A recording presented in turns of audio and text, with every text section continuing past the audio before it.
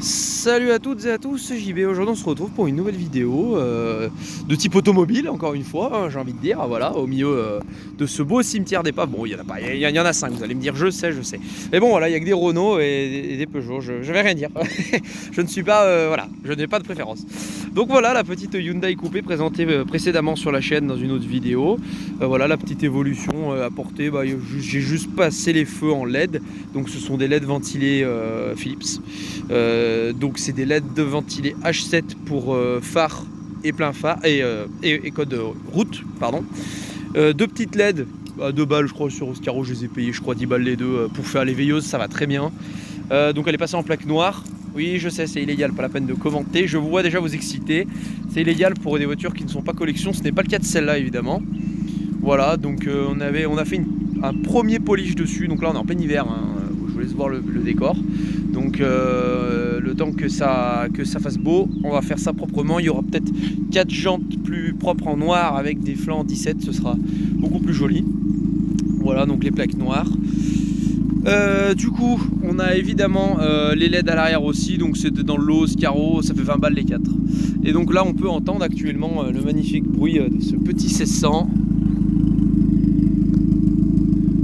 Alors on voit les imperfections, hein, évidemment. Ah, quand on s'approche, elle est moins belle tout de suite, voilà. Voilà, donc on m'avait demandé aussi de faire écouter le bruit. Voilà, le bruit a été entendu. Concernant les pneus, là je suis sur 4 pneus neige. Je vous arrête tout de suite, je suis pas assez fou pour aller mettre cette beauté dans la neige et la fracasser dans les talus. Hein, entendons-nous bien, c'est uniquement pour dépanner parce que j'habite quand même à la montagne, ici il neige, je suis pris dedans, c'est mon daily. Hein. Je voudrais pouvoir rentrer chez moi.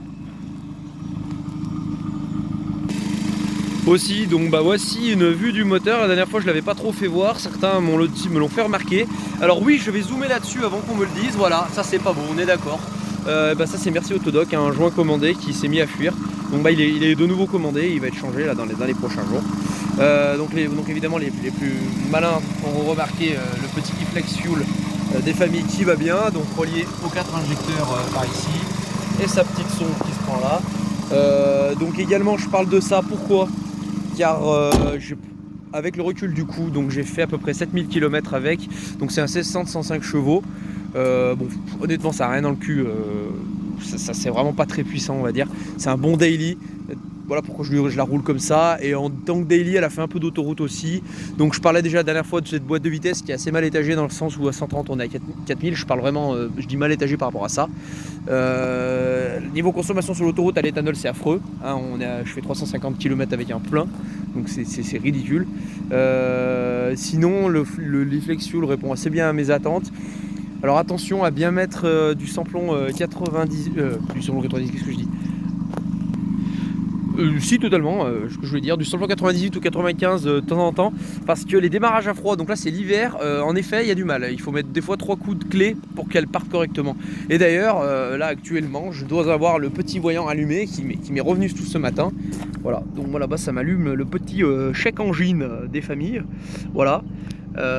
Et il s'allume, donc le défaut OBD à chaque fois c'est un rapport lambda, donc lié à l'éthanol.